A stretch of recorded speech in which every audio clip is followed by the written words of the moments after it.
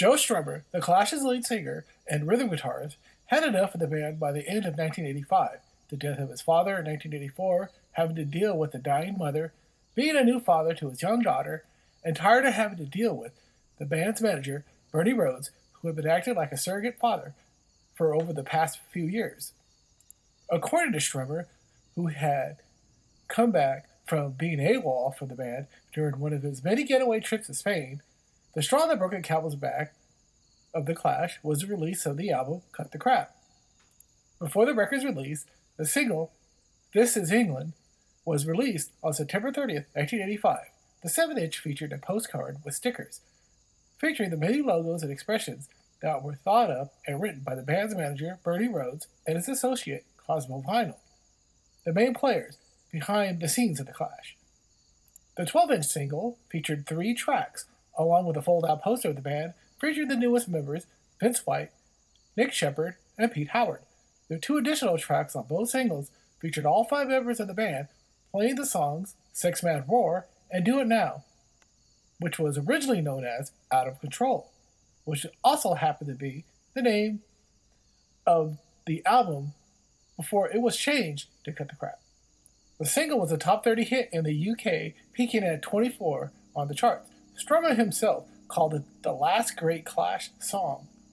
The band's label, CBS Records, had huge plans for the upcoming album, such as music videos, more singles, and spent a lot of money advertising the record, along with a huge tour of Europe and Asia to promote the album in 1986. To promote the single, the band was going to film a video to be shown on MTV and in the UK for Cut the Crap. However, on the day of filming, only Vince White, Pete Howard, and Nick Sheppard showed up with Cosmo Vinyl, who was going to film it.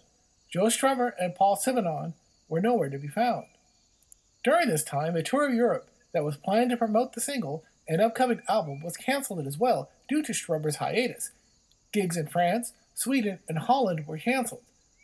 The official reason wasn't the disappearance of Clash's lead singer, but former member Mick Jones suing them over the rights to the name and serving them with legal notices to cancel the tour, according to Cosmo Vinyl. Cut the Crap was finally released on November 4th, 1985, and it managed to make it to number 16 on the UK record charts and earned a silver album.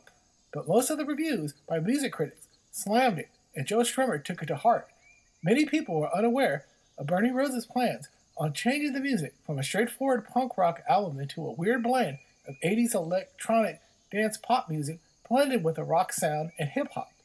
Depending on who you believe, but many felt that Strummer agreed to the changes prior to the recording of it. According to Rhodes, who produced the album, he wanted to modernize the Clash's sound. Others think that he was jealous of his rival, Malcolm McLaren, and wanted to make his own album similar to his 1983 release, Duck Rock.